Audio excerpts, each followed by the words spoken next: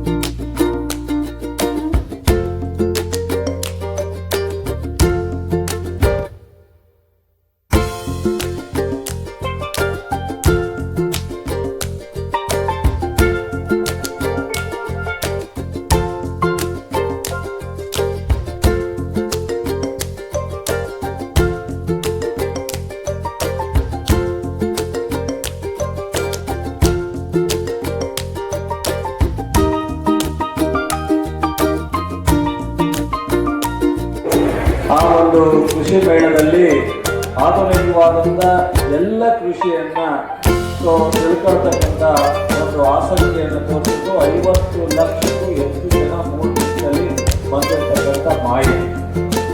So ಇವತ್ತಿಗೆ ಮೊದಲನೇ ಒಂದು ಕೃಷಿ ಮೇಳ ಬಹುಶಃ ನಮಗೆ ಅಷ್ಟೊಂದು ಜನರಿಗೆ ಮತ್ತೆ ನಮ್ಮ ಮಾಧ್ಯಮದವರು, ನಮ್ಮ ಯೂನಿವರ್ಸಿಟಿಯವರು ಅಥವಾ ನಮ್ಮ ಜಿಲ್ಲಾಡಳಿತ ಎಲ್ಲರೂ ಪರಿಚಯಿಸಿದ್ರು, ಅವೇರ್ನೆಸ್ ಪ್ರಚಾರ ಮಾಡಿದ್ರು. ಅಷ್ಟೊಂದು ದೊಡ್ಡ ಮಟ್ಟದ ಜನರ ಗಮನಕ್ಕೆ ಹೋಗ್ಲಿಕ್ಕೆ ಸಾಧ್ಯ ಆಗದೆ ಇರ್ಬೋದು. ಬಹುಶಃ ಇದು ಮುಂದಿನ ದಿನದಲ್ಲಿ ಈ ಥರ ಈ 5 ಜಿಲ್ಲೆಯ ವ್ಯಾಪ್ತಿಯಲ್ಲಿ ಬರ್ತಕ್ಕಂಥ ಮಂಡ್ಯ ಕೃಷಿ ವಿಶ್ವವಿದ್ಯಾನಿಲಯ ದೊಡ್ಡ ಪ್ರಮಾಣದಲ್ಲಿ ಬೆಳೆಯುತ್ತೆ, ಇದರ ಉಪಯೋಗ ಜನಕ್ಕೆ ಆಗುತ್ತೆ ಅನ್ನೋದನ್ನ ನಾನು ಸಾಕ್ಷೀಕರಿಸಲಿಕ್ಕೆ ಇಚ್ಛೆ ಪಡ್ತೀನಿ. ಇವತ್ತು ಮೊದಲನೇದಾಗಿ ನಮ್ಮ ಅನಿಲ್ ಕುಮಾರ್ ಸಂಕ್ಷಿಪ್ತವಾಗಿ ಹೇಳಿ ಈ ವಿಶ್ವವಿದ್ಯಾಲಯದ ಉಪಯೋಗ ಏನೆಲ್ಲ ಆಗುತ್ತೆ ಅನ್ನೋದು. ನಾನಿವತ್ತು ಇಡೀ 5 ಜಿಲ್ಲೆಯ ಜನರ ಪರವಾಗಿ, ವಿಶೇಷವಾಗಿ ಮಂಡ್ಯ ಜಿಲ್ಲೆಯ ಜನರ ಪರವಾಗಿ ನಾನು ನನ್ನ ಮುಖ್ಯಮಂತ್ರಿಗಳನ್ನ ಅಭಿನಂದಿಸಬೇಕು. ಈ ಕೃಷಿ ವಿಶ್ವವಿದ್ಯಾನಿಲಯ ಬಹುಶಃ ಅವರು ಒಬ್ಬರು ರೈತ ಕುಟುಂಬದಿಂದ ಬಂದಿರತಕ್ಕಂಥವ್ರು, ನಾನು ಒಬ್ಬ ರೈತ ಕುಟುಂಬದಿಂದ ಬಂದಿರತಕ್ಕಂಥ 1939ರಲ್ಲಿ ಕೇಂದ್ರವನ್ನು ನಾಲ್ವಡಿ ಕೃಷ್ಣರಾಜ ಒಡೆಯರು ಇಲ್ಲಿ ಮಾಡಿದ್ರು. ಇಲ್ಲಿ 630 ಎಕರೆ ವಿಸ್ತೀರ್ಣ ಜಮೀನು. ಆದರೆ ಅವತ್ತಿಂದ ಇವತ್ತವರೆಗೂ ಇಲ್ಲಿ ಕೃಷಿ ವಿಶ್ವವಿದ್ಯಾಲಯ ಮಾಡುವಂಥ ಆಲೋಚನೆ ಯಾರೂ ಮಾಡಿರ್ಲಿಕ್ಕೆ ಹೋಗಲಿಲ್ಲ. ಜಿಕೆವಿಕೆ ಮೊದಲನೇ ಕೃಷಿ ವಿಶ್ವವಿದ್ಯಾನಿಲಯ ಆಯಿತು, ಅದಾದಮೇಲೆ 2ನೇ ಕೃಷಿ ವಿಶ್ವವಿದ್ಯಾನಿಲಯ ಧಾರವಾಡದಲ್ಲಾಯಿತು, 3ನೇ ಕೃಷಿ ವಿಶ್ವವಿದ್ಯಾನಿಲಯ ರಾಯಚೂರಲ್ಲಾಯಿತು, ಅದಾದ ನಂತರ 4ನೇ ಕೃಷಿ ವಿಶ್ವವಿದ್ಯಾನಿಲಯ ಶಿವಮೊಗ್ಗದಲ್ಲೂ ಆಯಿತು. 5ನೇ ಕೃಷಿ ವಿದ್ಯಾನಿಲಯ ಇಡೀ ರಾಜ್ಯದಲ್ಲಿ ಅವಶ್ಯಕತೆ ಇಲ್ಲ, ಜಿಕೆವಿಕೆನೇ ಬಹಳ ರಾಷ್ಟ್ರದಲ್ಲಿ ರಾಜ್ಯದಲ್ಲಿ ರೈತರಿಗೆ ಅನೇಕ ಹೊಸ ತಳಿಗಳನ್ನು ಕೊಡ್ತಾ ಇದೆ. ಆದರೆ ನಾನು ಮಾನ್ಯ ಮುಖ್ಯಮಂತ್ರಿಗಳ ಹತ್ರ ಇಲ್ಲ, ಮಂಡ್ಯ ರೈತರ ಜಿಲ್ಲೆ, ಮೈಸೂರು ವಿಭಾಗ ಒಂದು ರೀತಿ ಮಂಡ್ಯ ಒಂದೇ ಜಿಲ್ಲೆ ಇದ್ದಿದ್ದು, ಮೈಸೂರಿಗೆ ಮಂಡ್ಯಕ್ಕೆ ಒಂದು ಇತಿಹಾಸ ಇದೆ. ಶಿವಮೊಗ್ಗ, ಧಾರವಾಡ, ರಾಯಚೂರು, ಬೆಂಗಳೂರಿನಲ್ಲಾಗಿದೆ. ಇದು ಒಂದು ಕೃಷಿ ವಿಶ್ವವಿದ್ಯಾನಿಲಯ ಮಾಡ್ತಕ್ಕಂಥದ್ದು ಸೂಕ್ತ ಅಂತೇಳಿ ನಾನು ರಿಕ್ವೆಸ್ಟ್ ಮಾಡಿದೆ. ವಿಭಾಗದ ಬಗ್ಗೆ ಅಸಮಾಧಾನ ಇಲ್ಲದೇ ಇದ್ರೂ ಜಿಕೆವಿಕೆನ ಬೈಫರ್ಕೇಟ್ ಮಾಡ್ತಕ್ಕಂಥದ್ದು ಸರಿಯಾ ತಪ್ಪ ಅನ್ನೋ ಒಂದು ಕನ್ಫ್ಯೂಷನ್ ಅಲ್ಲಿತ್ತು. ಅಂಥ ಸಂದರ್ಭದಲ್ಲಿ ಮಾನ್ಯ ಮುಖ್ಯಮಂತ್ರಿಗಳಾದಂಥ ಸಿದ್ದರಾಮಯ್ಯಜಿಯವರು ಒಂದೇ ಮಾತಿನಲ್ಲಿ ಎಲ್ಲರ ಮಾತನ್ನು ಕೇಳಿ ಮಂಡ್ಯದಲ್ಲಿ ಆಗಲಿ, ಮಂಡ್ಯ ಜನಕ್ಕೆ ಶಾಶ್ವತವಾದಂಥ ರೈತರಿಗೆ ಹೊಸ ಕೃಷಿಯನ್ನು ಅವಲಂಬಿಸ್ತಕ್ಕಂಥ ಒಂದು ಎಲ್ಲ ಥರದ ಪರಿಚಯವನ್ನು ಮಾಡ್ತಕ್ಕಂಥ ಹತ್ತರದಿಂದ ಕೃಷಿ ವಿಶ್ವವಿದ್ಯಾಲಯ ಒಂದು ಕೊಡೋಣ, ಎಲ್ಲರೂ ಸಹ ಇದಕ್ಕೆ ಸಹಮತ ಕೊಡಬೇಕು ಅಂದಾಗ ಬಹುಶಃ ನಾನು ಆ ಕ್ಷಣವನ್ನು ಮರೀಲಿಕ್ಕೆ ಸಾಧ್ಯ ಆಗಲ್ಲ. ಇಡೀ ಜಿಲ್ಲೆ ಜನರ ಪರವಾಗಿ, ಇಡೀ ಮೈಸೂರು ವಿಭಾಗದ ಪರವಾಗಿ ಹೃದಯಪೂರ್ವಕವಾಗಿ ಅವರಿಗೆ ನಾನು ಅಭಿನಂದನೆಯನ್ನು ಸಲ್ಲಿಸಬೇಕು. ಭಾಳ ಜನ ಮೊನ್ನೆನೂ ಸಹ ಯಾರೋ ಮಾತನಾಡಿದ್ದಾರೆ 5-6 ತಿಂಗಳಲ್ಲಿ ಕೃಷಿ ವಿಶ್ವವಿದ್ಯಾನಿಲಯ ಘೋಷಣೆ ಆಯ್ತಷ್ಟೇ. ಯಾಕೆಂದ್ರೆ ಅವ್ರು ಬರೀ ಘೋಷಣೆ ಮಾಡೋದೇ ಇಲ್ಲ, ಸೊ ಅದು ಚಾಲನೆ ಸಿಕ್ಕಬೇಕಲ್ಲ ಅಂತ. ನಿಮ್ಗೆ ಇನ್ನೊಂದು ಹೇಳಲಿಕ್ಕೆ ಇಚ್ಛೆ ಪಡ್ತೀನಿ. ಶಿವಮೊಗ್ಗ ಯೂನಿವರ್ಸಿಟಿಯನ್ನು ಕಳೆದ ಶಿವಪ್ಪ ನಾಯಕ ಹೆಸರಿನಲ್ಲಿ ಮಾಡಿದಾಗ 2008ರಲ್ಲಿ ಯಡಿಯೂರಪ್ಪನವರು ಘೋಷಣೆ ಮಾಡ್ತಾರೆ. ಆದರೆ 2008 ನಂತರ ಅವರ ಆಡಳಿತ ಅವಧಿನಲ್ಲಿ ಅದಕ್ಕೆ ಯಾವುದೇ ಥರದ ಒಂದು ಚಾಲನೆ ಸಿಗಲ್ಲ. 2013ರಲ್ಲಿ ಮಾನ್ಯ ಸಿದ್ದರಾಮಯ್ಯನವರು ಮುಖ್ಯಮಂತ್ರಿಯಾಗಿ ಕಾಗೋಡು ತಿಮ್ಮಪ್ಪನವರು ಜಿಲ್ಲೆಯ ಉಸ್ತುವಾರಿ ಸಚಿವರಾದಾಗ ಎಲ್ಲ ಥರದ ಶಕ್ತಿಯನ್ನು ತುಂಬಿ ಚಾಲನೆಯನ್ನು ಕೊಟ್ಟರು. ರೈತರ ಬಗ್ಗೆ ಏನೆಲ್ಲ ಕಾಳಜಿ ಇರ್ತಕ್ಕಂಥವ್ರು ಮಾತ್ರ ಇಂಥ ಕೆಲಸವನ್ನು ಮಾಡಲಿಕ್ಕೆ ಸಾಧ್ಯ. ಕೆಲವರು ಗೋಟ್ನಲ್ಲೇ ಕಾಲ ಕಳೀತಾರೆ, ಕೆಲವರು ಕೆಲಸ ಮಾಡಿ ಕಳೀತಾರೆ. ಇಷ್ಟೇ ವ್ಯತ್ಯಾಸ. ನಾನು ಇದನ್ನು ಟೀಕೆ ಮಾಡಲಿಕ್ಕೆ ಹೋಗಲ್ಲ. ಇವತ್ತು ಬರಗಾಲ ಬಂತು, ಮೊದಲನೇ ವರ್ಷ ಕೇಂದ್ರ ಸರ್ಕಾರ ಕೊಡದೇ ಇದ್ರು ನಾವು ಕೊಡಲೇಬೇಕು ಅನ್ನೋ ಒಂದು ಪಟ್ಟು ಹಿಡಿದು ಮಾನ್ಯ ಮುಖ್ಯಮಂತ್ರಿಯವರು ನನಗೆ ಕೃಷ್ಣ ಬೈರೇಗೌಡರಿಗೆ 10 ಸಾರಿ ಕಳಿಸಿದ್ರು. ಕೇಂದ್ರ ಸರ್ಕಾರದ ಮಂತ್ರಿಗಳ ಹತ್ರ, ಹಣಕಾಸಿನ ಸಚಿವರ ಹತ್ರ 10 ಬಾರಿ ಕಳಿಸಿದ್ರು, ಕೊಡಲಿಲ್ಲ. ಕೊನೆಗೆ ಸುಪ್ರೀಂ ಕೋರ್ಟ್ಗೆ AG ಕರೆದು ಸುಪ್ರೀಂ ಕೋರ್ಟ್ಗೆ ದಾವ ಹಾಕಬೇಕು ಅಂತೇಳಿ ಕೇಸ್ ಹಾಕಿ 3,454 ಕೋಟಿಯನ್ನು ಕೇಂದ್ರ ಸರ್ಕಾರದಿಂದ ರಿಲೀಸ್ ಮಾಡಿಸಿ ಕೊಟ್ಟಂತ ಕೀರ್ತಿ ನಮ್ಮ ಮುಖ್ಯಮಂತ್ರಿಗಳಾದಂಥ ಸಿದ್ದರಾಮಯ್ಯನವರಿಗೆ ಸಲ್ಲಬೇಕು. ಇವತ್ತು ಇಲ್ಲಿಂದ ಹೋಗ್ತಕ್ಕಂಥ MP ಗಳು ಇಲ್ಲಿಂದ ಕರ್ನಾಟಕವನ್ನ ಹೋಗಿ ಮಂತ್ರಿ ಆಗಿರ್ತಕ್ಕಂಥ 4 ಜನ ಏನ್ ಮಾಡ್ತಿದ್ರು ಅಂತ ನೀವು ಕೇಳಲ್ಲ, ಅವರು ಅದ್ರ ಬಗ್ಗೆ ಮಾತನಾಡಲ್ಲ. ಬಹುಶಃ ಇನ್ನೂ ಅನೇಕ ಆರ್ಥಿಕವಾಗಿ ನಮ್ಮ ರಾಜ್ಯವನ್ನ ಕಡೆಗಣಿಸ್ತಾ ಇರ್ತಕ್ಕಂಥ ವಿಚಾರ ನಾನು ಚರ್ಚೆ ಮಾಡ್ಲಿಕ್ಕೆ ಹೋಗಲ್ಲ, ಟೈಮ್ ಆಗುತ್ತೆ. ಅನೇಕ ಬಾರಿ ಸಿದ್ದರಾಮಯ್ಯನವರು ಹೇಳಿದರು. ಒಂದು ಬಾರಿ ನಾವು ಪ್ರತಿಭಟನೆನೂ ಮಾಡಿದೀವಿ ಅವರ ನಾಯಕತ್ವದಲ್ಲಿ. ಗುಲ್ಬರ್ಗದಲ್ಲಿ ನೆಟ್ಟೆ ರೋಗನ ಘೋಷಣೆ ಮಾಡೋಗಿದ್ದಂತ ಬೊಮ್ಮಾಯಿನವ್ರದ ಸಿದ್ದರಾಮಯ್ಯನವರು ಮುಖ್ಯಮಂತ್ರಿ ಸಚಿವ ಆದ್ಮೇಲೆ 2,213 ಕೋಟಿ ಹಣವನ್ನ ನಾವು ಕೊಟ್ಟಿದ್ದೀವಿ. ಹಾಲಿಗೆ 5 ರೂಪಾಯಿ ಸಬ್ಸಿಡಿಯನ್ನ 600 ಕೋಟಿ ಬ್ಯಾಲೆನ್ಸ್ ಇದ್ದದನ್ನ ಕ್ಲಿಯರ್ ಮಾಡಿದಂಥದ್ದು ಸಿದ್ದರಾಮಯ್ಯ. ಮೊನ್ನೆ ಮಳೆ ಹೆಚ್ಚಾಗಿ ಆ ಭಾಗದ ಹೆಚ್ಚು ಪ್ರದೇಶದಲ್ಲಿ ಹಾನಿಯಾದಾಗ ಒಂದೇ ವಾರದಲ್ಲಿ ಪ್ರದೇಶವನ್ನ ವೀಕ್ಷಣೆ ಮಾಡಿ NDRF ನಲ್ಲಿ 8,500 ಇದ್ರೆ ರಾಜ್ಯ ಸರ್ಕಾರದಿಂದನೂ 8,500 ಘೋಷಣೆ ಮಾಡಿ ಇಡೀ ರಾಜ್ಯದ 13 ಲಕ್ಷ ಹೆಕ್ಟೇರ್ಗೆ ಪರಿಹಾರವನ್ನ ಕೊಟ್ಟಂತ ಕೀರ್ತಿ ನಮ್ಮ ಸರ್ಕಾರ, ಸಿದ್ದರಾಮಯ್ಯನವರ ಸರ್ಕಾರ ಅನ್ನೋದನ್ನ ನಾನು ಹೇಳಲಿಕ್ಕೆ ಇಚ್ಛೆ ಪಡ್ತೀನಿ. ಸನ್ಮಾನ್ಯ ಮುಖ್ಯಮಂತ್ರಿಗಳು ಸಿದ್ದರಾಮಯ್ಯ ಅವರೇ, ಕೃಷಿ ಸಚಿವರಾದಂಥ ಹಿರಿಯರು ಆದಂಥ ಶಿವರಾಜಸ್ವಾಮಿ ಅವರೇ, ಹಾಗೂ ಹಿರಿಯರು ಆದಂಥ ಶಾಸಕರು ಆದಂಥ ನರೇಂದ್ರ ಸ್ವಾಮಿ ಅವರೇ, ಹಾಗೂ ಹಿರಿಯರು ಶಾಸಕರಾದಂಥ ರಮೇಶ್ ಬಂದಿಸಿರವರೇ,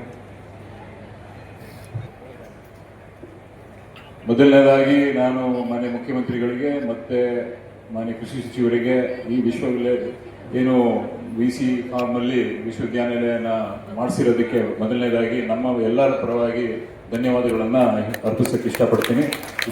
ಈ ಭಾಗಕ್ಕೆ ಒಂದು ವಿಶ್ವವಿದ್ಯಾಲಯ ತಂದು ಕೊಟ್ಟಿರೋದಕ್ಕೋಸ್ಕರ ಅವರ ಶ್ರಮ ತುಂಬ ಇದರಲ್ಲಿ ಇದೆ ಅಂತ ಹೇಳ್ತಾ, ಜೊತೆಗೆ ಇಲ್ಲಿ ಕೃಷಿ ಮೇಳದಲ್ಲಿ ನಿಮಗೆ ಗೊತ್ತಿರೋಂಗೆ ಎಲ್ಲ ಥರದ ತಂತ್ರಜ್ಞಾನಗಳನ್ನು ಹೊಸ ಯಾವ ಥರ ಬೆಳೆಗಳನ್ನು ಬೆಳಿಬೇಕು ಈ ನಿಟ್ಟಿನಲ್ಲಿ ಹಲವಾರು ಡೆಮೋಗಳನ್ನು ಆಯೋಜನೆ ಮಾಡಿದ್ದಾರೆ. ಈ ನಮ್ಮ ದೇಶದಲ್ಲಿ ನಮಗೆ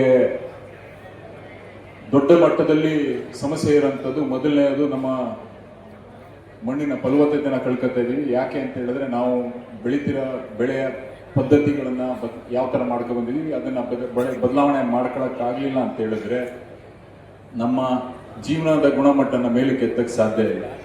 ಇದು ಮೊದಲನೇದಾಗಿ ತಾವೆಲ್ಲ ಇಲ್ಲಿ ಹೊಸ ಹೊಸ ತಳಿಗಳಿದೆ.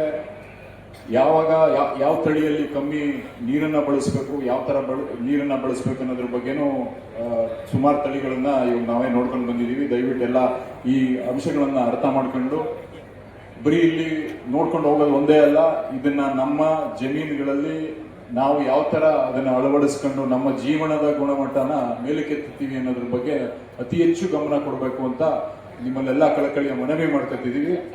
ಈಗ ಮನೆ ಕೃಷಿ ಸಚಿವರು ಚಲುವರಾಯಸ್ವಾಮಿ ಅವರು ಮಾತಾಡ್ಬೇಕು ಹೇಳಿದ್ರು, ಫ್ರಾಮ್ ಲ್ಯಾಬ್ ಟು ಲ್ಯಾಂಡ್ ಅಂತ. ಅಂದರೆ ಇಲ್ಲಿ ಸಂಶೋಧನೆ ಆಗೋದು ಹೆಚ್ಚುಗಾರಿಕೆ ಎಲ್ಲ, ಇಲ್ಲಿಂದ ಆಗಿ ರೈತರಿಗೆ ಉಪಯೋಗ ಎಷ್ಟಾಯ್ತೈತೆ ಅನ್ನೋದು ಎಲ್ಲದಕ್ಕಿಂತ ಹೆಚ್ಚಾಗಿ ಆಗ್ಬೇಕಾಗಿರೋಂಥ ಕೆಲಸ.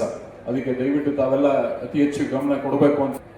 ಇದರಿಂದ ಹವಾಮಾನ ವೈಪರೀತ್ಯದಿಂದ ಆಯ್ತಿರೋಂಥ ಸಮಸ್ಯೆಗಳಿದೆ, ಅದಕ್ಕೂ ತಳಿಗಳನ್ನ ರೆಡಿ ಮಾಡಿರೋಂಥದ್ದು ಈ ಭಾಗದಲ್ಲಿ VC ಫಾರ್ಮ್ ಅಲ್ಲಿ ಮತ್ತೆ ಬೇರೆ ಬೇರೆ ಕಡೆ ಮಾಡಿರೋಂಥದ್ದು ನಿಮಗೆ ಡಿಸ್ಪ್ಲೇ ಅಲ್ಲಿ ಇದೆ. ಎರಡನೇ ಏನಂದ್ರೆ ದೊಡ್ಡ ಸಮಸ್ಯೆ ಏನಂದ್ರೆ ರೈತ ಬಿಟ್ಟು ರೈತನ ಮೇಲೆ ಅವಲಂಬಿತರಾಗಿರುವಂತ ಎಲ್ಲರೂ ಜೀವನನೂ ಚೆನ್ನಾಗಿದೆ, ಆದರೆ ರೈತನ ಜೀವನ ಗುಣಮಟ್ಟ ಮೇಲಕ್ಕೆ ಹೋಯ್ತಾ ಇಲ್ಲ. ಅದನ್ನ ಸುಧಾರಣೆ ಮಾಡಬೇಕಾಗಿರೋಂಥದ್ದು ನಮ್ಮೆಲ್ಲರ ಕರ್ತವ್ಯ. ನೀವುಗಳುವೆ ಹೊಸ ಹೊಸ ತಂತ್ರಜ್ಞಾನಗಳನ್ನು ಅಳವಡಿಸ್ಕೊಂಡು ಬೆಳೆನ ಬೆಳೀರಿ ಅಂತ ನಿಮ್ಮಲ್ಲಿ ಕೇಳ್ಕೊಳ್ತೀನಿ. ಅದ ನಂತರ ಅತಿ ಹೆಚ್ಚು ಈಗ ನಾವು ಮೊನ್ನೆ ಮುಖ್ಯಮಂತ್ರಿಗಳ ಜೊತೆ ಚರ್ಚೆ ಮಾಡಿದ ಇವಾಗ ಮಾತಾಡಿಗಳೇನಿದೆ, ಕೃಷಿ ಸಹಕಾರ ಪತ್ತಿನ ಸಂಘಗಳೇನಿದೆ, ಪ್ಯಾಕ್ಗಳು, ಇದಕ್ಕೆ ಅತಿ ಹೆಚ್ಚು ಗಮನ ಹರಿಸಿ ಅಂತ ನಿಮ್ಮಲ್ಲಿ ಕೇಳ್ಕೊತೀನಿ. ನಿಮಗೆ ಗೊತ್ತಿರಂಗೆ ಎಲ್ಲ ಪ್ಯಾಕ್ಗಳಲ್ಲಿ ವ್ಯವಹಾರಗಳು ನಡೆದು ಸುಮಾರು ಕಡೆ ಸರಿಯಾಗಿ ನಡೀತಾ ಇಲ್ಲ. ಎಲ್ಲ ಕಡೆ ನೀವು ನೋಡಿದ್ರೆ 64 ಎನ್ಕ್ವೈರಿ ಅದು ಇದು ನಡೀತಾ ಇರ್ತದೆ. ಆದರೆ ಯಾವ ಥರ ನಾವು ಕೃಷಿ ಸಹಕಾರ ಪತ್ತಿನ ಸಂಘಗಳ ಮೂಲಕ ನಮ್ಮ ಸಮುದಾಯ ಅದ್ರ ಜೊತೆಗೆ ರೈತರನ್ನ ಮೇಲಕ್ಕೆ ಎತ್ತಬಹುದು ಅನ್ನೋದಕ್ಕೆ ಅದೊಂದು ನಿಜವಾಗ್ಲೂ ಒಳ್ಳೆಯ ಒಂದು ಸಂಸ್ಥೆ. ಅದನ್ನ ದಯವಿಟ್ಟು ಅತಿ ಹೆಚ್ಚು ಒತ್ತು ಕೊಡಿ. ಅಲ್ಲಿ ಏನು ಬೆಳೆ ಬೆಳೀತಾ ಇದ್ದೀವಿ, ಮತ್ತೆ ಅದ್ರ ಈ ಬರೀ ನಾವೀಗ ಸಾಲ ಇಸ್ಕೊತಾ ಇದ್ದೀವಿ, ಗೊಬ್ಬರ ತಗೋತಾ ಇದ್ದೀವಿ, ಅಕ್ಕಿ ಕೊಡ್ತಾ ಇದೀವಿ, ಅದು ಬಿಟ್ಟರೆ ಇನ್ನೇನೂ ಮಾಡ್ತಾ ಇಲ್ಲ. ಅದ್ರ ಜೊತೆಗೆ ನಾವು ಸೊಸೈಟಿ ಡೈರೆಕ್ಟರ್ಗಳು ಎಲ್ಲ ಸೇರ್ಕೊಂಡು ಮತ್ತೆ ಎಲ್ಲ ಷೇರ್ದಾರಗಳು ರೈತರು ತಾವೆಲ್ಲ ಅದರಲ್ಲಿ ಭಾಗವಹಿಸಿ ಯಾವ ರೀತಿ ನಮ್ಮ ಬೆಳೆಗಳಿಗೆ ಬೆಂಬಲ ಬೆಲೆ ಸ್ಥಳೀಯವಾಗಿ ಸಿಗ್ಬೋದು ಅನ್ನೋದ್ರ ಬಗ್ಗೆ ದಯವಿಟ್ಟು ಆಸಕ್ತಿ ವಹಿಸಿ, ಅದ್ರ ಜೊತೆಗೆ ನಾವು ಸ್ಥಳೀಯವಾಗಿ ಉದ್ಯೋಗ ಸೃಷ್ಟಿ ಮಾಡಬೇಕು ಅಂತ ಹೇಳಿದ್ರೆ ನಾವುಗಳು ಅಲ್ಲಿ ಉಪ ಉತ್ಪನ್ನಗಳನ್ನ ನಾವು ಮಾಡಬೇಕು. ಇದೊಂದು ಎಕ್ಸಾಂಪಲ್ ಇಲ್ಲಿ ತುಂಬಾ ಖುಷಿ ಆಯ್ತು. ಇಲ್ಲಿ ನಮಗೆ ಟೇಬಲ್ ಮೇಲೆ ಎಲ್ಲ ಇಟ್ಟಿರುವಂಥದ್ದು ಸಿರೀಸ್ ಬಾಕ್ಸ್ ಅಲ್ಲಿ ಎಲ್ಲ ಇದು ಚಕ್ಲಿ ಕೋಡ್ಬಳೆ ಇವನ್ನೆಲ್ಲ ಹಾಕಿ ನಮ್ಗೆ ಟೇಬಲ್ ಮೇಲೆ ಇಟ್ಟಿದ್ರು. ತಿಂತಾ ಇದೀವಿ, ಎಲ್ಲ ತುಂಬಾ ಚೆನ್ನಾಗಿದೆ. ಇದು ಈಗೇನಾಗಿದೆ, ಹಿಂದೆ ತಿರುಗಿಸಿ ನೋಡಿದೆ ಎಲ್ಲಿ ಇದು ಮ್ಯಾನುಫ್ಯಾಕ್ಚರ್ ಆಗಿದೆ ಅಂತ. Chittalamma home products Holalu, Varalakshmi home products Chandagalu, ಎರಡೂ ಪಕ್ಕದಲ್ಲೇ ಹಳ್ಳಿಗಳಿರೋಂಥದ್ದು. ಸ್ಥಳೀಯವಾಗಿ ಉತ್ಪನ್ನ ಆಗ್ತಾ ಇದೆ, ಸ್ಥಳೀಯವಾಗಿ ನಾವು ಬಳಸ್ತಾ ಇದ್ವಿ. ಯಾವಾಗ ಈ ಒಂದು ಸಿಸ್ಟಮ್ ಅನ್ನು ನಾವು ಬೆಳೆಸ್ಕೊಳ್ಳೋಕೆ ಸಾಧ್ಯ ಇಲ್ಲ, ಅಲ್ಲಿ ತನಕ ನಾವು ನಮ್ಮ ಜೀವನದ ಗುಣಮಟ್ಟನ ಮೇಲಕ್ಕೆ ಎತ್ತಕ್ಕಾಯ್ತಾರೆ. ಯಾಕೆ ಅಂತ ಹೇಳಿದ್ರೆ ಈಗ ಸ್ಥಳೀಯವಾಗಿ ಪ್ರಾಡಕ್ಟು ಮ್ಯಾನುಫ್ಯಾಕ್ಚರ್ ಆಯಿತು, ದುಡ್ಡು ನಮ್ಮ ಊರಿನ ಸುತ್ತಲೂ ಬಿಟ್ಟು ಹೋಗ್ಲಿಲ್ಲ. ನಮ್ಮ ಊರಿನ ಸುತ್ತಲೇ ನಮ್ಮ ದುಡ್ಡು ಇಲ್ಲೇ ಮಿಕ್ಕದ್ದು. ಇಲ್ಲಿ ನಾವು ಮೈಸೂರಿಗೆ ಹೋಗ್ಲಿಲ್ಲ, ಮಂಡ್ಯಗೆ ಹೋಗ್ಲಿಲ್ಲ, ಬೆಂಗಳೂರಿಗೆ ಹೋಗ್ಲಿಲ್ಲ ಈ ಸ್ವೀಟ್ಗಳನ್ನ ತರಕ್ಕೋಸ್ಕರ. ಏನು ಸರ್ಕ್ಯುಲರ್ ಗುಣಮಟ್ಟ ಮೇಲಕ್ಕೆ ಎತ್ತಕ್ಕೆ ಸಾಧ್ಯ. ಆದ್ರಿಂದ ಇದಕ್ಕೆ ಅತಿ ಹೆಚ್ಚು ಒತ್ತು ಕೊಟ್ಟಬೇಕು ಅಂತ ನಿಮ್ಮನ್ನೆಲ್ಲ ಕಳಕಳಿಯ ಮನವಿ ಮಾಡ್ಕೊತೀವಿ. ಸಮಗ್ರ ಕೃಷಿ ಮೂಲಕ ಸ್ವಾವಲಂಬಿ ಬದುಕನ್ನ ಯಾವ ಥರ ಕಟ್ಕೋಬೇಕು ಅನ್ನೋದ್ರ ಬಗ್ಗೆ ಗಮನ ಹರಿಸಿ ಅಂತ ಹೇಳ್ತಾ ನನಗೆ ಇಲ್ಲಿ ಮಾತಾಡೋಕ್ಕೆ ಅವಕಾಶ ಕೊಟ್ಟು ನಿಮ್ಮೆಲ್ಲರಿಗೂ ಧನ್ಯವಾದ ಹೇಳಿ ನಾನು ಮಾತು ಮುಗಿಸ್ತೀನಿ. ನಮಸ್ಕಾರ.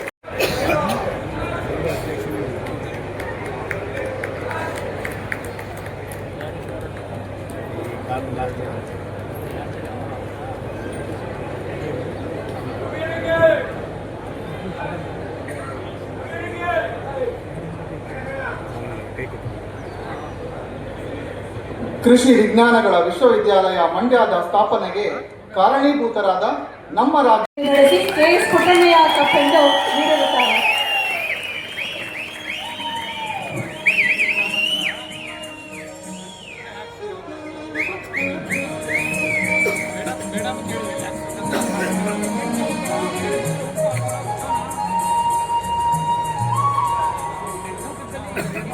ಪೋಸ್ಟರನ್ನು ಅನಾವರಣಗೊಳಿಸಿದ ಸನ್ಮಾನ್ಯ ಮುಖ್ಯಮಂತ್ರಿಗಳಿಗೆ ಧನ್ಯವಾದಗಳು. ಕೃಷಿ ಮಂತ್ರಿಗಳು ಪ್ರಸ್ತಾಪ ಮಾಡಿದಂತೆ ನೀವು 5ನೇ ವಿಶ್ವವಿದ್ಯಾಲಯ ನನಗೆ ನಿಮ್ಮ ಕೃಷಿ ಮಂತ್ರಿಗಳು ಚಲುವರಾಯಸ್ವಾಮಿಯವರು ಈ ವಿಷಯನ ಪ್ರಸ್ತಾಪ ಮಾಡಿದ್ರು. ನಮ್ಮಲ್ಲಿ ವಿಸಿ ಫಾರಂ ಇದೆ, ಬಹಳಷ್ಟು ಜಮೀನುಗಳಿದ್ದಾವೆ, ಅಲ್ಲಿ ಸಂಶೋಧನೆ ನಡೀತಾ ಇದೆ. ಬೆಂಗಳೂರಿನಲ್ಲಿ ಅದನ್ನ ಬೇರ್ಪಡಿಸಿ ಮಂಡ್ಯದಲ್ಲಿ ಒಂದು ಕೃಷಿ ವಿಶ್ವವಿದ್ಯಾಲಯವನ್ನ ಸ್ಥಾಪನೆ ಮಾಡತಕ್ಕಂಥದ್ದು ಅಗತ್ಯ. ಕ್ಯಾಬಿನೆಟ್ ಮುಂದೆ ಬಳಸಿ ಕ್ಯಾಬಿನೆಟ್ನಲ್ಲಿ ಕೆಲವು ಮಂತ್ರಿಗಳು ಭಿನ್ನಾಭಿಪ್ರಾಯಗಳಲ್ಲಿ ಹೇಳುವುದು, ಅವರ ಅಭಿಪ್ರಾಯ ಹೇಳುವುದು. ಆದರೆ ನಾನು ಮಂಡ್ಯದಲ್ಲಿ ಕೃಷಿ ವಿಶ್ವವಿದ್ಯಾನಿಲಯ ಆಗಲೇಬೇಕು ಅಂತೇಳಿ ಒತ್ತಾಯಪೂರ್ವಕವಾಗಿ ಹೇಳಿದ್ರಿಂದ ಮಂಡ್ಯದ ಜನರಿಗೂ ಖುಷಿಯಾಯಿತು, ಚಲುವರಾಯಸ್ವಾಮಿಗೂ ಖುಷಿಯಾಯಿತು. 5 ಜಿಲ್ಲೆಗಳನ್ನ ಒಳಗೊಂಡಿರ್ತಕ್ಕಂಥ ಕೃಷಿ ವಿಶ್ವವಿದ್ಯಾಲಯ ಮೈಸೂರು, ಮಂಡ್ಯ, ಹಾಸನ, ಚಾಮರಾಜನಗರ, ಕೊಡಗು ಈ 5 ಜಿಲ್ಲೆಗಳನ್ನ ಪ್ರತಿನಿಧಿಸಿದಂಥ ಜನರು, ರೈತರು ಮತ್ತು ಅವ್ರು ಬೆಳೀತಕ್ಕಂಥ ಬೆಳೆಗಳು ಈಗೆಲ್ಲ ಪ್ರದರ್ಶನ ಮಾಡಿದ್ದಾರೆ. 5 ಜಿಲ್ಲೆಗಳಲ್ಲಿ ಏನೇನು ಬೆಳೀತಾರೆ ಆ ಬೆಳೆಗಳನ್ನೆಲ್ಲ ತೋರಿಸ್ತಕ್ಕಂಥ ಕೆಲಸ ಮಾಡ್ತಾ ಇದ್ದಾರೆ. ಈ ಕೃಷಿ ಮೇಳದಲ್ಲಿ 5 ಜಿಲ್ಲೆಗಳಲ್ಲಿ ಪ್ರಮುಖವಾಗಿ ಬೆಳೀತಕ್ಕಂಥ ಬೆಳೆಗಳು ಅವು ರೈತರಿಗೆ ಗೊತ್ತಾಗಬೇಕು. ಈಗಾಗಲೇ ದರ್ಶನ್ ಪುಟ್ಟಣ್ಣಯ್ಯನವರು ಹೇಳಿದ್ರು, ನಾವು ವಿಶ್ವವಿದ್ಯಾಲಯಗಳಲ್ಲಿ ಏನನ್ನ ಹೊಸ ತಳಿಗಳನ್ನ ಮಾಡ್ತೀವಿ, ಹೊಸದಾಗಿ ಯಂತ್ರೋಪಕರಣಗಳನ್ನ ಬಳಸ್ತೀವಿ, ಇದನ್ನ ರೈತರಿಗೆ ತಲುಪಿಸ್ಬೇಕು. ರೈತರಿಗೆ ತಲುಪಿಸದೇ ಹೋದ್ರೆ ಬರೀ ನಿಮ್ಮಲ್ಲೇ ವಿಶ್ವವಿದ್ಯಾಲಯದಲ್ಲಿ ಇಟ್ಕೊಂಡ್ರೆ ಪ್ರಯೋಜನ ಆಗೋದಿಲ್ಲ. ಅದಕ್ಕೆ ನಾನು ಅನೇಕ ಸಾರಿ ಹೇಳಿದ್ದೀನಿ, ಲ್ಯಾಬ್ ಟು ಲ್ಯಾಂಡ್ ಆಗಬೇಕು. ಲ್ಯಾಬೊರೇಟರಿಗಳಲ್ಲಿ ಏನು ತಯಾರಾಗ್ತದೆ ಅವೆಲ್ಲವನ್ನೂ ಕೂಡ ರೈತರಿಗೆ ತಲುಪಿಸ್ತಕ್ಕಂಥ ಕೆಲಸ ಆಗ್ತದೆ. ಯಾಕಂತಂದ್ರೆ ಕೃಷಿ ಪ್ರಧಾನವಾದಂಥ ದೇಶ ಇದೆ.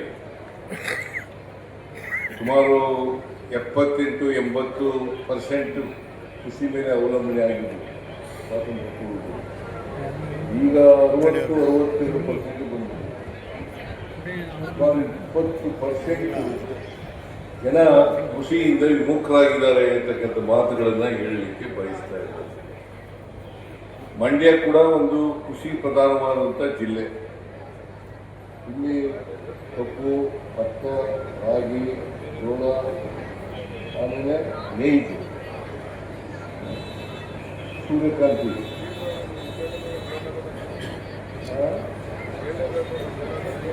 ರೇಷ್ಮೆ ಎಲ್ಲ ಕಡೆ ಬೆಳೆಯೋದಿಲ್ಲ. ಕೆಲವು ಕಡೆ ಎಲ್ಲ ರೇಷ್ಮೆ ಎಲ್ಲ ಈಗ ಕಡಿಮೆ ಆಗ್ತಾ ಇದೆ. ಬೆಲೆ ಜಾಸ್ತಿ ಆಗುತ್ತೆ, ರೈತರು ಉತ್ಪಾದನೆ ಮಾಡ್ತಕ್ಕಂಥ ಕಡಿಮೆ ಆಗುತ್ತೆ. ಸುಮಾರು 45 ವರ್ಷ ಇದ್ದೇನೆ. ಆಮೇಲೆ 5 ವರ್ಷ ತಾಲೂಕು ಬೋರ್ಡ್ ಮೆಂಬರ್ ಕೂಡ ಆಗಿದ್ದೇನೆ. ನಾನು ಕೃಷಿ ಮೇಲೆ ಅವಲಂಬನೆ ಆಗಿದ್ದಂಥವ್ರು. ನಾನು BSc ಮುಗಿಯವರೆಗೆ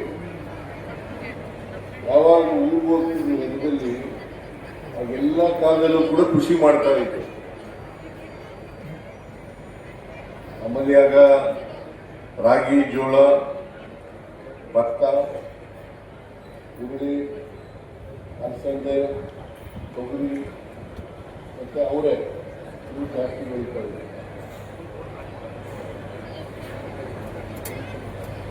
ಈಗ ಕೃಷಿ ಲಾಭದಾಯಕನ ಇಲ್ವಾ ಅಂತಕ್ಕಂಥ ಪ್ರಶ್ನೆ ನಡೀತಾ ಇದೆ. ಇವತ್ತು ಪುಸ್ತಕ ಬಿಡುಗಡೆ ಮಾಡಿದೆ ನಾನು. ಅಲ್ಲಿ ಪ್ರಗತಿಪರ ರೈತರು ಇದ್ದಾರೆ. ಶ್ರಮದ ಪ್ರತಿಫಲ ಅಂತಕ್ಕಂಥ ಪುಸ್ತಕವನ್ನು ಮಾಡಿದೆ. ಯಾಕೆ ಇದನ್ನು ಮಾಡಿದೆ ಅಂತಂತಂದ್ರೆ, ವಿಶ್ವವಿದ್ಯಾನಿಲಯ ಈ ಪುಸ್ತಕವನ್ನು ಯಾಕೆ ಹೊರತಂದಿದ್ದಾರೆ ಅಂತಂದ್ರೆ, ಕೃಷಿ ಲಾಭದಾಯಕ ಮಾಡಬೇಕಾದ್ರೆ ಏನ್ ಮಾಡಬೇಕು, ಅದ್ರ ಬಗ್ಗೆ ಜನರಿಗೆ, ರೈತರಿಗೆ ಅರ್ಥ ಆಗ್ಬೇಕು. ಜೊತೆಗೆ ರೈತರು ತಾವು ಬೆಳೆದಂತ ಪದಾರ್ಥಗಳಿದಾವಲ್ಲ, ಭತ್ತ ಬೆಳೀಲಿ, ತೊಗರಿ ಬೆಳೀಲಿ, ಅದರಲ್ಲಿ ಉಪ ಪದಾರ್ಥಗಳನ್ನು ತಯಾರು ಮಾಡ್ತಕ್ಕಂಥದ್ದನ್ನು ಕಲಿಬೇಕು. ಮೌಲ್ಯವರ್ಧನೆ ಮಾಡಿದ್ರೆ ಅದು ಹೆಚ್ಚು ಲಾಭದಾಯಕ ಆಗ್ತದೆ ಅಂತಕ್ಕಂಥದ್ದನ್ನು ನಾವೆಲ್ಲ ಅರ್ಥ ಮಾಡ್ಕೋಬೇಕಾಗ್ತದೆ. ಒಂದು, ಹೊಸ ತಳಿಗಳನ್ನು ಉಪಯೋಗಿಸ್ಬೇಕು. ಈಗ ಕೂಲಿ ಕಾರ್ಮಿಕರು ಯಂತ್ರೋಪಕರಣಗಳನ್ನು ಬಳಸ್ತಕ್ಕಂಥದ್ದು ಕೆಲಸ ಕೂಡ ಆಗುತ್ತೆ. ಯಂತ್ರೋಪಕರಣಗಳನ್ನು ಬಳಸಿ ಅದರಿಂದ ಹೆಚ್ಚು ಸಮಯ ಉಳಿತಾಯ ಆಗ್ತದೆ, ಹಣ ಖರ್ಚಾಗ್ತದಲ್ಲ ವ್ಯವಸಾಯಕ್ಕೆ, ಅದು ಕೂಡ ಉಳಿತಾಯ ಆಗ್ತದೆ ಅಂತಕ್ಕಂಥ ಮಾತುಗಳಲ್ಲಿ ಹೇಳಲಿಕ್ಕೆ ಬಯಸ್ತಾರೆ. ಸರ್ಕಾರ ಅದಕ್ಕೆ ಎಲ್ಲ ಉತ್ತೇಜನವನ್ನು ಕೊಡ್ತಾ ಇದೆ, ಎಲ್ಲ ಸಹಕಾರ ಬೆಂಬಲವನ್ನು ಕೂಡ ಕೊಡ್ತಾ ಇದ್ದೀವಿ. ಇದನ್ನ ಮಾಡಬೇಕು. ಬಹಳ ಯುವಕರು ವಿಶೇಷವಾಗಿ ವಿದ್ಯಾವಂತ ಯುವಕರು, ಕೃಷಿ ಕ್ಷೇತ್ರದಿಂದ ಬಂದಿರತಕ್ಕಂಥ ಯುವಕರು, ಅವರು ಹೆಚ್ಚು ವಿಮುಖರಾಗ್ತಾ ಇದ್ದಾರೆ ಅಂತಕ್ಕಂಥ ಒಂದು ಚರ್ಚೆ ನಡೀತಾ ಇದೆ. ಸೊ ಅನೇಕ ಜನ ಪ್ರಗತಿಪರ ರೈತರಿದ್ದಾರೆ ಹುಟ್ಟಿನಲ್ಲಿ ಹೇಳಿರ್ತಕ್ಕಂಥ ಪ್ರಗತಿಪರ ರೈತರು ಹೇಗೆ ಹೆಚ್ಚು ಲಾಭದಾಯಕ ಮಾಡಲಿಕ್ಕೆ ಆಗ್ತದೆ, ಅದಕ್ಕೆ ಸಮಗ್ರ ಕೃಷಿ ಪದ್ಧತಿಯನ್ನ ಅಳವಡಿಸತಕ್ಕಂಥದ್ದು ಅತ್ಯಂತ ಅವಶ್ಯಕ. ಜೊತೆಗೆ ಮೌಲ್ಯವರ್ಧನೆ ಮಾಡ್ತಕ್ಕಂಥದ್ದು ಅತ್ಯಂತ ಅಗತ್ಯ. ನಾನು ಅಲ್ಲಿ ಬರುವಾಗ ನೋಡ್ಕೊಂಡು ಬರ್ತಾ ಇರುವಾಗ ಚೆಲುವರಾಯಸ್ವಾಮಿ ಹೇಳ್ತಾ ಇದ್ರು, ಒಂದೇ ಗಿಡದಲ್ಲಿ 4-5 ಥರದ ಉತ್ಪಾದನೆಗಳು ಬರ್ತವೆ ಅಂತ ಹೇಳ್ತಾ ಇದ್ರು. ಯಾವ ಊರವರು? ಫಿಲಿಪೈನ್ಸ್ನಲ್ಲಿ research centre, rice research centre ಅಲ್ಲೇ. ಫಿಲಿಪೈನ್ಸ್ ಅಂತ ಒಂದು ಸಣ್ಣ ದೇಶ, ನಾನು ಹೋಗಿದ್ದೆ ಒಂದ್ಸಲ. ಆ ಸಣ್ಣ ದೇಶಕ್ಕೆ ಇತ್ತೀಚೆಗೆ ಹೋಗಿ ಬಂದಿದ್ದಾರೆ ಕೃಷಿ ಮಂತ್ರಿ. ಅಲ್ಲಿ ನೋಡ್ಕೊಂಡ್ಬಂದು ಹೇಳ್ತಾ ಇದ್ರು, ಇಲ್ಲಿ ನೀವು ಕೂಡ ನಿಮ್ಮ ಯೂನಿವರ್ಸಿಟಿನಲ್ಲೂ ಕೂಡ ಇದನ್ನ ಮಾಡಲಿಕ್ಕೆ ಪ್ರಯತ್ನ ಮಾಡಬೇಕು ಅಂತ ಹೇಳ್ತಾ ಇದ್ರು. ಅರಳಿ ಕುಮಾರ್ ಹೇಳ್ತಾ ಇದ್ರು, ನಾವು ಈಗಾಗಲೇ ಪ್ರಾರಂಭ ಮಾಡಿದ್ದೀವಿ, ಒಂದೇ ಗಿಡದಲ್ಲಿ 2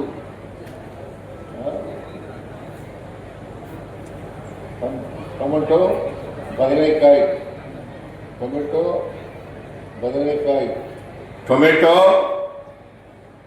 ಮತ್ತು ಬದನೆಕಾಯಿ ನೋಡಿದ್ರೆ ನೀವೆಲ್ಲ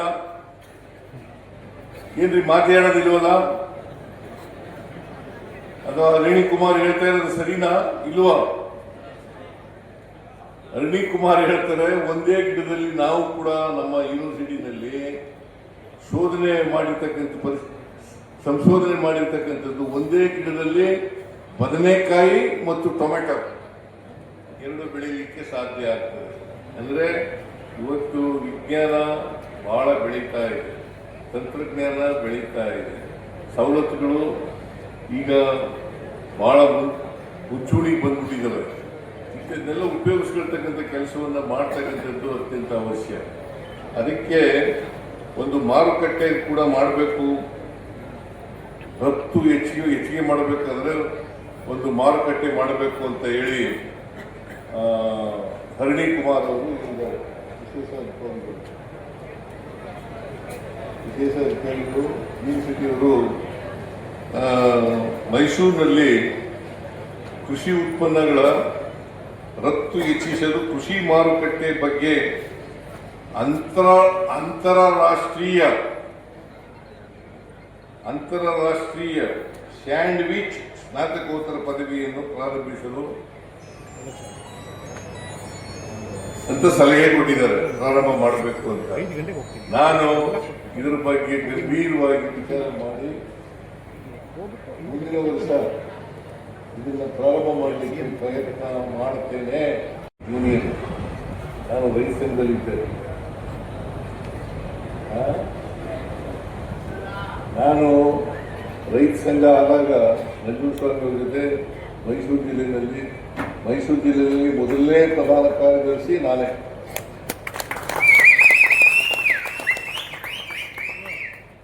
ಮೈಸೂರು ಜಿಲ್ಲೆ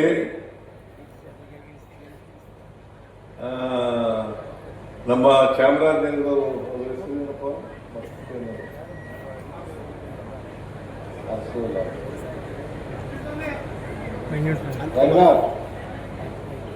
ರಂಗನಾಥ್ ಮೊದಲನೇ ಅಧ್ಯಕ್ಷ, ನಾನು ಮೊದಲನೇ ಪ್ರಧಾನ ಕಾರ್ಯದರ್ಶಿ.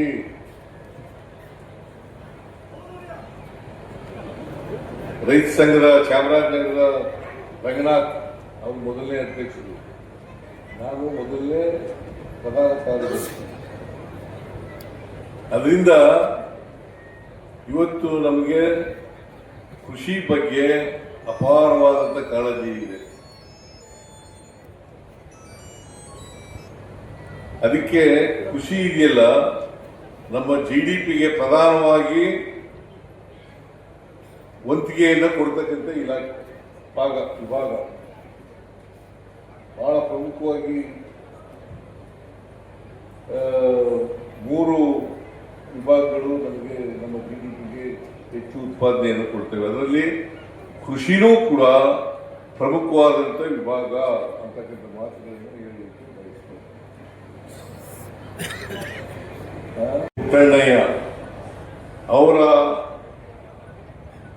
ಹೆಸರಿನಲ್ಲಿ ಒಂದು ಅಧ್ಯಯನ ಕೇಂದ್ರ ಸ್ಥಾಪನೆ ಮಾಡಲಿಕ್ಕೆ ನಾನು ಈಗಾಗಲೇ ವಿಶೇಷ ಅಧಿಕಾರಿಗಳಿಗೆ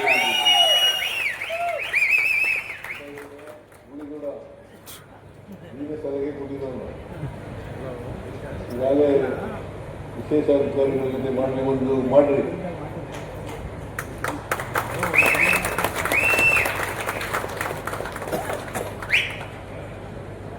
ಅದನ್ನು ಮಾಡಲಿಕ್ಕೆ ಹೇಳಿದ್ದೇನೆ.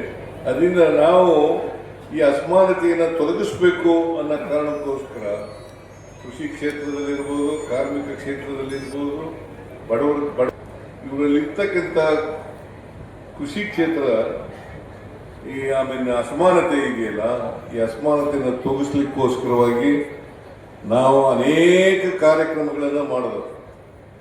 2013ರಿಂದ 2018ರವರೆಗೆ ನಮ್ಮ ಸರ್ಕಾರ ಇದ್ದಾಗ, ಮತ್ತೆ 2023ರಿಂದ ಇಲ್ಲಿವರೆಗೆ ಅನೇಕ ಕಾರ್ಯಕ್ರಮಗಳನ್ನು ಮಾಡಿದ್ದೀವಿ. ಯಾಕಂತಂದ್ರೆ ಸ್ವಾತಂತ್ರ್ಯ ಬಂದಿರತಕ್ಕಂಥದ್ದು ಕೆಲವರಿಗೆ ಅಲ್ಲ. ಸ್ವಾತಂತ್ರ್ಯ ಬಂದಿರತಕ್ಕಂಥದ್ದು ನಾವು ಅದು ಯಶಸ್ವಿ ಆಗಬೇಕಾದ್ರೆ ಎಲ್ಲ ಜನರಿಗೂ ಕೂಡ ಆರ್ಥಿಕವಾಗಿ, ಸಾಮಾಜಿಕವಾಗಿ ಶಕ್ತಿ ಬಂದಾಗ ಮಾತ್ರ ಸ್ವಾತಂತ್ರ್ಯ ಬಂದದಕ್ಕೆ ಸಾಕಾಗ್ತದೆ. ಇದನ್ನ ಯಾರು ಹೇಳಿದ್ರು? ಬಾಬಾ ಸಾಹೇಬ್ ಅಂಬೇಡ್ಕರ್ ಅವರು. ಜೋರಾಗಿ ಕೂಗ್ರೆಯ